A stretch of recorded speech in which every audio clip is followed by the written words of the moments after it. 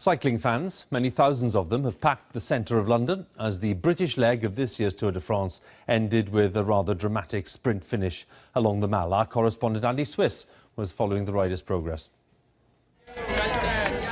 It was a day when Britain's passion for pedal power was once again on glorious display. After the weekend's tumultuous scenes in Yorkshire, it was Cambridge's turn. Thousands cramming the streets as the riders set out on the 96 miles to London, with plenty of eyes on Britain's defending champion Chris Froome. Through the villages and lanes they sped, and fans took every possible vantage point, one even watching from horseback, as towns like Epping in Essex welcomed the Tour with open arms.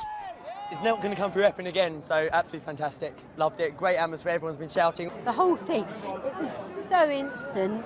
Everybody went through, but I loved it. When I felt the wind, it just blew me away.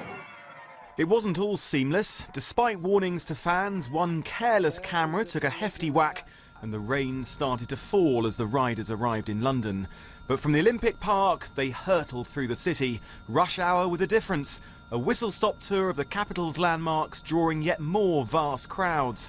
While at the finish line on the Mall, the anticipation grew. Britain is part of the history of a Tour de France. And now British people are coming out and supporting it. And I hope it will just get bigger and bigger. Oh, people just love cycling. It's a sport that we're really good at. We're British, we're good at sitting down sports. It's the Tour de France coming to rest. And the waiting was worth it. To a deafening roar, the riders entered the Mall, and the result was a thrilling finish and a second stage win for Germany's Marcel Kittel. So the end of 3 unforgettable days. Britain's passion for cycling is no secret, but the success and popularity of this tour has been overwhelming. The UK is the new power of cycling, new heart of cycling.